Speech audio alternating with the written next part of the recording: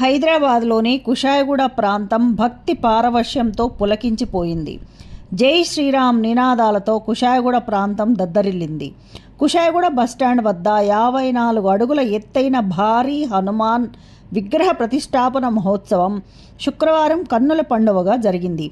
ఈ కార్యక్రమానికి పెద్ద ఎత్తున భక్తులు హాజరై ఆంజనేయ స్వామిని దర్శించుకుని ప్రత్యేక పూజలు నిర్వహించారు. వేద మంత్రోచ్చారణల మధ్య ప్రాణ ప్రతిష్ఠ కార్యక్రమం అత్యంత వైభవంగా జరిగింది.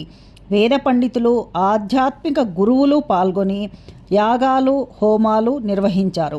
ముఖ్యంగా బ్రహ్మశ్రీ చిట్టి రామకుమార్ శర్మ, బ్రహ్మశ్రీ నిష్టల్ రామకృష్ణ శర్మ, శృంగేరి శారదా పీఠానికి చెందిన పౌరాణికులు బ్రహ్మశ్రీ బాచంపల్లి సంతోష్ కుమార్ శాస్త్రి తదితరులు వైదిక విధానంలో ప్రాణ ప్రతిష్ఠ నిర్వహించారు.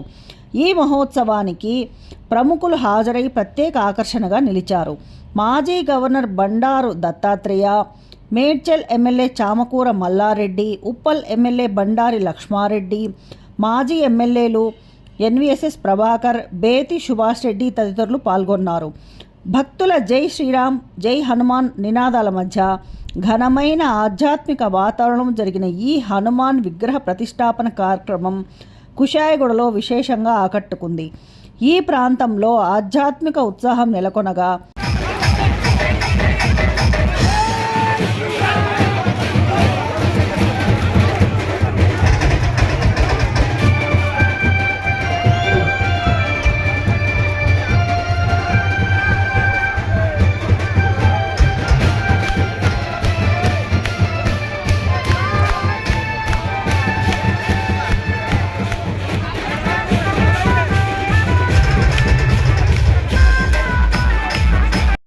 Please like, share and subscribe.